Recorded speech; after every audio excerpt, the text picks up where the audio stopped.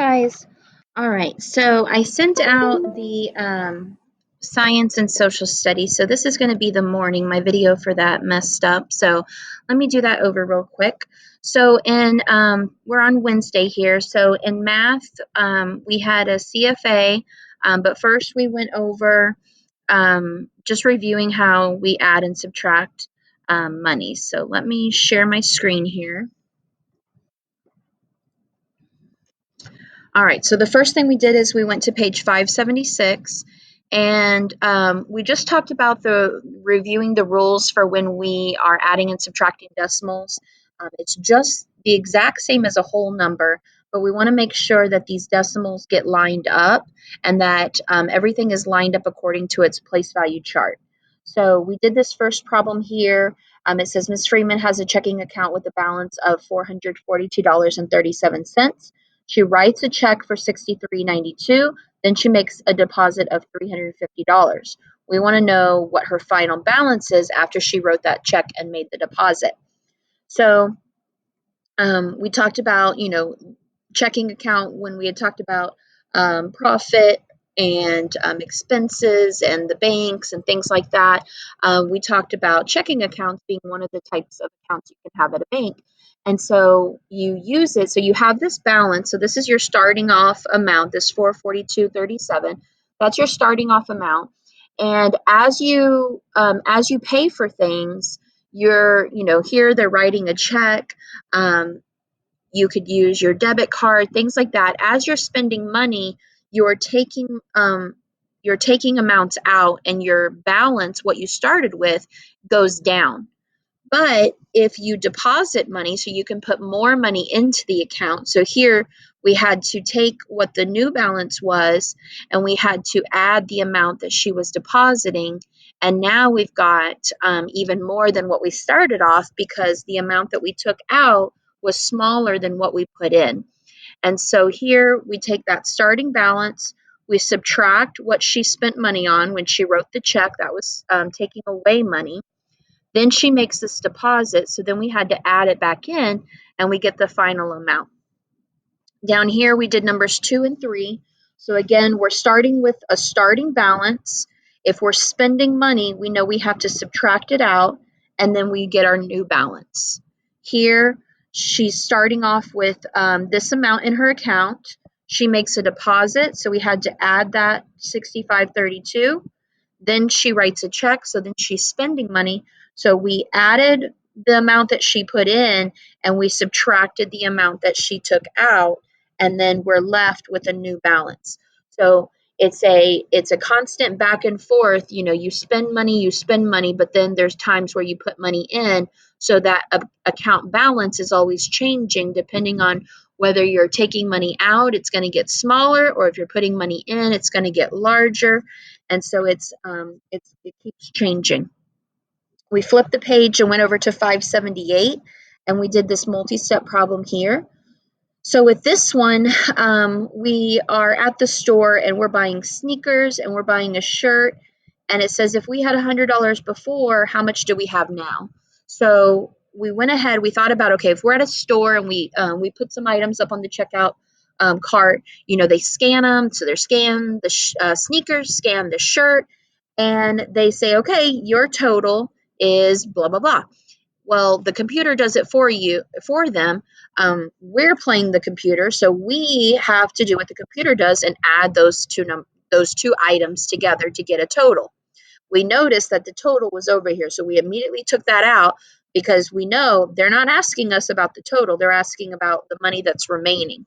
So to find that out, we take the $100 that he started with, and notice when you have just $100 isn't written as a decimal. We have to add the decimal point at the end, and there's no tenths and there's no hundredths, so we have to put zeros in there, and then we subtract.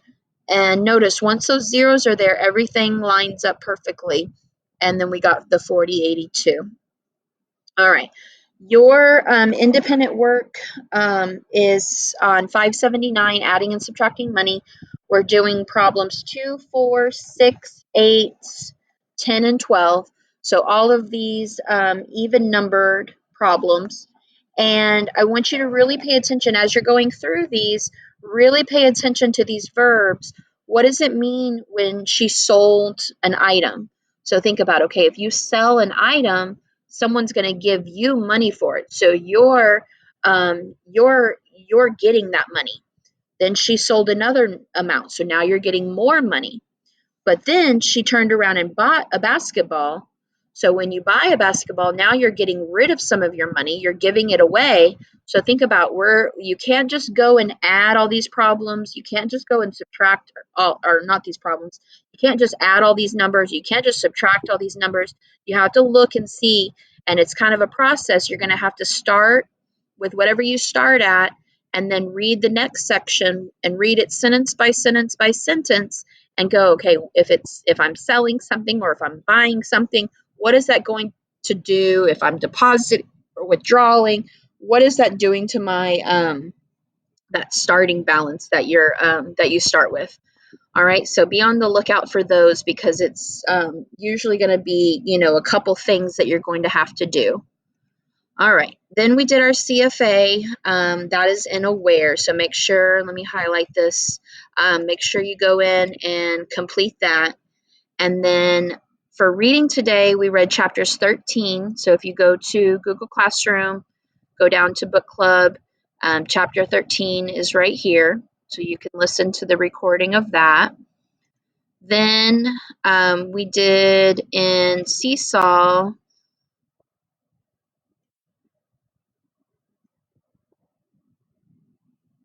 we went down here. Oh, and your math, once you're done entering your math assignment, you can go ahead and turn your math assignment in because tomorrow's our test, and so we won't have anything in our book for tomorrow.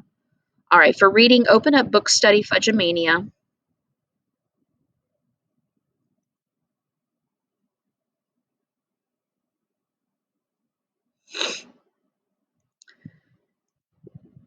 And make sure you listen to the story first so this all makes sense. So pause the video, go listen to chapter 13. All right, so we've done character chart, making predictions, the plot mountain. We added some additional things that we read today, and we talked about the order of these things. So we went ahead and put when Pete meets Izzy at the library, that we said that was the climax. That was that big, exciting, emotional part of the story that kind of changes things. And then these other things that have happened are falling action as we're coming down to the conclusion. And then we talked about how that could be represented on a timeline as well. We added the conflict because at the baseball game, Peter was really struggling with just how he was doing, but he wasn't letting anybody else know. He was just kind of talking to himself and he was inside his own head.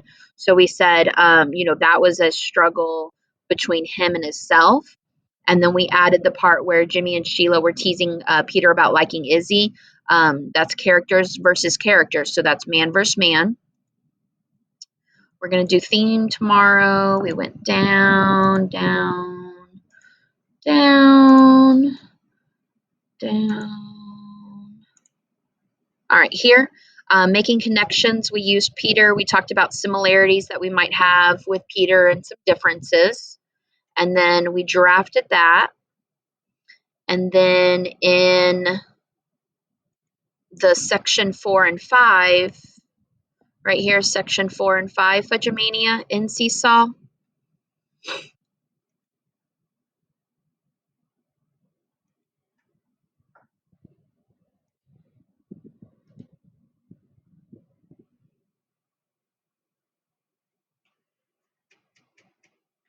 All right, we did section 4, we finished, and now we're on section 5. So section 5 is chapters 13, so the one that we read today, and then tomorrow we'll do 14. So we went ahead and started the dictionary detective and the vocabulary study. And then tomorrow it'll be easier to finish up the comprehension part because half of it we haven't read. So we'll finish this part tomorrow. So go ahead, make sure that you're working on the dictionary detective. So when these words come up in our story as we're reading, you'll be like, oh yeah, I remember when I looked that up, and you'll be familiar with that. When you're done with that, please click draft.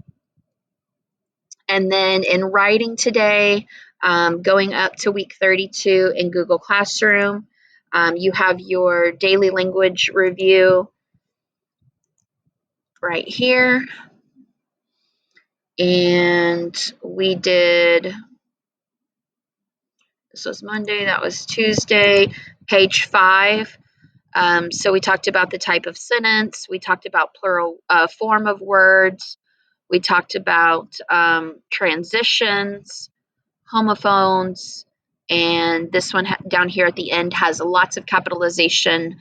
So we did a review on common nouns and plural or not plural, common and proper nouns. And so those things like North Dakota, we're talking about a specific place, so that's a proper noun. So there's rules, so make sure you follow those. And then things like the color white, that's just describing the sky.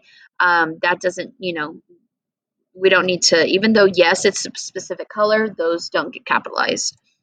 Then our quick write today. So yesterday we talked about what's something you've enjoyed this year.